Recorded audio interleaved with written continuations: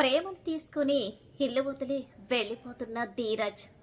దీనంతటికీ కారణం శ్రీవల్లి అని శ్రీవల్లి చెంప పగలగొట్టిన వేదవతి. మరిదంతా ఏంటి, అసలేం జరిగిపోతుంది తెలుసుకోవాలనుకుంటే వీడియోని చివరి వరకు మిస్ కాకుండా చూసేయండి.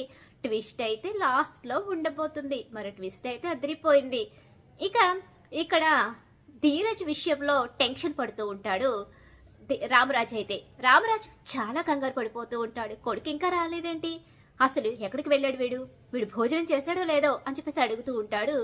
ఆ విషయం కనుక్కోలేదని పెద్ద కొడుకును కూడా తిడుతూ ఉంటాడు. మనసులో ప్రేమించుకుని పైకి ఎందుకో అలా నటిస్తారని వేదవతి అంటూ ఉంటుంది. సర్లే, ఇక్కడ ఇంకా వాడి గురించి టాపిక్ వద్దని చెప్పేసి భోజనం చేసి వెళ్ళిపోతాడు. ఆ తర్వాత ప్రేమ దగ్గరికి వచ్చి ప్రేమ దగ్గర మాట తీసుకుంటుంది వేదవతి. నువ్వు ఎలాంటి జాబ్ చెయ్యొద్దు, ఒకవేళ నువ్వు ఏదైనా చెయ్యాలి అనుకుంటే మావయ్య నిన్ను కోడలుగా ఒప్పుకోరు, నిన్ను ఇంట్లోంచి బయటికి పంపించేస్తారు, అది చూసి నేను తట్టుకోలేనని చెప్పేసి ప్రేమ దగ్గర మాట తీసుకుంటుంది. ఇక ఇంటికి ఎంతగానో అలసిపోయి వస్తాడు ధీరజ్. వెంటనే నిద్రపోతాడు. కనీసం ఇక భోజనం కూడా చెయ్యకుండా కాలికి తగిలిన గాయం చూసి కుప్పకూలిపోతుంది ప్రేమ. అయితే ఇంకొకసారి ఇక మరో నిర్ణయాన్ని తీసుకుంటుంది. ఉద్యోగం చేయాలని నిర్ణయించుకుంటుంది. అలా ఉద్యోగం చేసుకుంటూ చదువుకోవాలని అనుకుంటుంది ప్రేమ.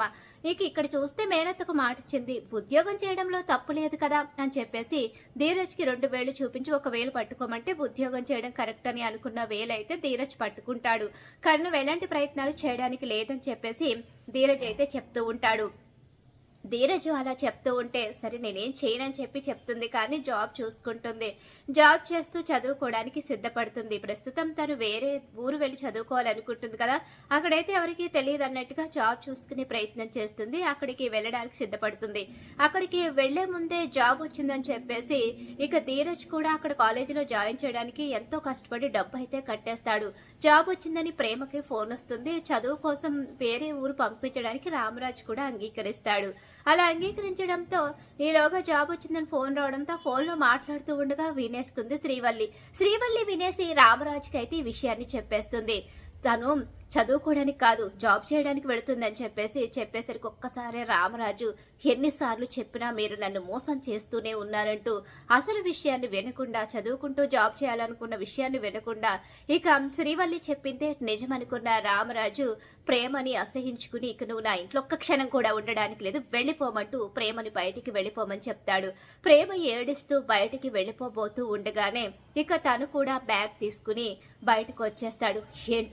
ఏంట్రా నువ్వెక్కడికి, నా భార్య ఎక్కడుంటే నేను అక్కడే ఉండాలి, తప్పు చేసినా ఒప్పు చేసినా ప్రేమ నా భార్య, తను తప్పు చేయడం లేదు, భర్త కష్టాన్ని చూసి తట్టుకోలేక తను ఇక ఈ పని చేయాలి అనుకుంది, అది కూడా తప్పే అని అనుకున్నప్పుడు నేనేం చేయలేను, తన బాధ్యత నేను తీసుకున్నప్పుడు తనని ఒంటరిగా పంపించలేను, నన్ను క్షమించండి అంటూ బయలుదేరిపోతాడు ధీరజ్ ప్రేమతో కలిసి. అలా ఏడుస్తూ ఇద్దరు గడప దాటుతారు. ఇక్కడ రామరాజు చూస్తూ ఉండిపోతాడు. కానీ ఇక వేదవతి మాత్రం శ్రీవల్లి చెంప పగలగొడుతుంది. రామరాజు ఒకసారి వేదవతిని భుజమ్మ అంటూ కేక వేస్తాడు. మీరు మాట్లాడకండి అంటూ, ఎందుకు నా ఇంటిని విడదీయడానికే ఇంట్లోకి వచ్చావా అంటూ శ్రీవల్లిని నిలదీస్తుంది. శ్రీవల్లికి పెద్ద షాకు, ఆ కుటుంబంలో ఊహించని షాక్ అయితే ఎదురవ్వబోతుంది. మరి రాబోయే కథలో ఇలానే జరగబోతుంది. రామరాజు కుటుంబం కలిసి ఉండాలని మీరు కూడా కోరుకుంటున్నారు కదా, అయితే వీడియోనైతే లైక్ చేసేయండి. అలాగే ఇల్లు ఇల్లాలు పిల్లలు సీరియల్ అప్కమింగ్ ఎపిసోడ్స్ టీవీలో కన్నా ముందుగా చూడాలనుకుంటే మా ఛానల్ ఇప్పుడే సబ్స్క్రైబ్ చేసుకో, పక్కనున్న గంట సింబల్ ఆల్ మీద అయితే క్లిక్ చేసేయండి.